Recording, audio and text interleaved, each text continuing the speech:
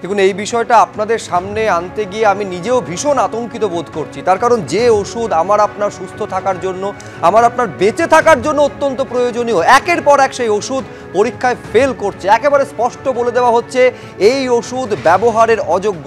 গতকাল 144টার তালিকা আপনাদের সামনে রেখেছিলাম, তার সঙ্গে যোগ হয়েছে নতুন করে আরও 134টা ওষুধ এবং ইঞ্জেকশন, তা ফেল করেছে গুণমানের পরীক্ষায়।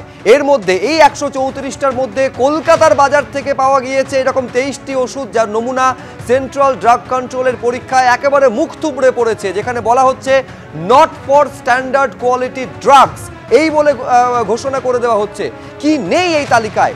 রক্ত জমাট বাঁধা ঠেকাতে ব্যবহৃত ওষুধ যেমন রয়েছে, হাড়ের চিকিৎসায় ব্যবহৃত যে ক্যালসিয়াম ট্যাবলেট তা রয়েছে, বাতের চিকিৎসার জন্য যে ইঞ্জেকশন ব্যবহার করা হয় সেটাও রয়েছে। একেবারে পরীক্ষায় তা ফেল করছে।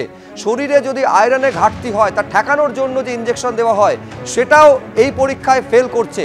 অস্ত্রোপচারের সময় ব্যথা কমাতে ব্যবহৃত হওয়া ইঞ্জেকশন সেটাও ফেল করছে।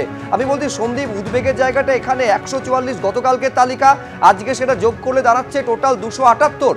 কিভাবে, কিসের ভিত্তিতে এই সমস্ত ওষুধগুলোকে ব্যবহারের অযোগ্য কার্যত বলছে সিডিএসকো?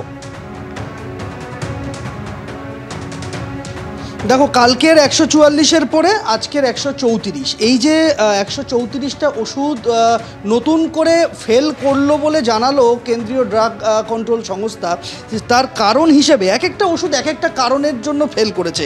যদি আমরা সেই কারণগুলোর দিকে নজর দিই, তাতে দেখা যাচ্ছে যে কোনো ওষুধের পরিমাণ কম, জলের পরিমাণ বেশি উল্লেখ রয়েছে রিপোর্টে। কোথাও প্যাকেটের গায়ে যে নাম লেখা রয়েছে ভেতরে আদতে অন্য ওষুধ রয়েছে। কোথাও ট্যাবলেট বা ক্যাপসুল শরীরের ভেতরে গিয়ে দ্রবীভূত হচ্ছে না, 100% সেটা দ্রবীভূত হচ্ছে না, ফলে তার গুণমান নিয়ে প্রশ্ন তোলা হয়েছে।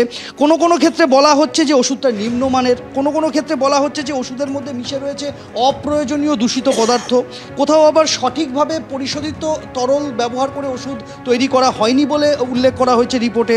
কোথাও কোথাও বলা হয়েছে যে ওষুধ তৈরির সময় কেন্দ্রীয় ড্রাগ কন্ট্রোল বিভাগের গাইডলাইনের বাইরে গিয়ে ওষুধ বানানো হয়েছে। কোথাও বলা হয়েছে যে ব্র্যান্ডেড ওষুধ জাল করে বানানো হয়েছে। কোথাও আবার বলা হয়েছে অপরিশোধিত তরল দিয়ে ওষুধ বানানো হয়েছে। কোথাও ট্যাবলেটের গায়ে কালো কালো ছোপ রয়েছে বলে উল্লেখ করা হয়েছে। কোথাও আবার বলা হচ্ছে যে গোটা ওষুধটাই জাল। কোথাও আবার বলা হয়েছে যে ওষুধের যে ল্যামিনেশন কোটিং ট্যাবলেট বা ক্যাপসুলের ক্ষেত্রে সেই কোটিংটা ত্রুটিযুক্ত। এই বিবিধ কারণে সেই ওষুধগুলি কিন্তু তারা ফেল করেছে পরীক্ষায়, এবং তার মধ্যে নামি ব্র্যান্ডের ওষুধ রয়েছে, বহুল ব্যবহৃত ওষুধও রয়েছে। স্বাভাবিকভাবেই সেই নামগুলো কিন্তু যথেষ্ট চিকিৎসকদের উদ্বেগ বাড়ানোর পক্ষে যথেষ্ট, কেননা এগুলো নিয়মিত তারা প্রেসক্রাইব করে থাকেন। এই রকম ওষুধ এই তালিকায় রয়েছে। এই যে 134টা ওষুধের তালিকা, এই 134টা ওষুধের তালিকার মধ্যে কলকাতার বাজার থেকে সংগ্রহ করে ল্যাবে পরীক্ষা করা হয়েছে এবং ফেল করেছে এমন ওষুধের সংখ্যা কিন্তু 23টা।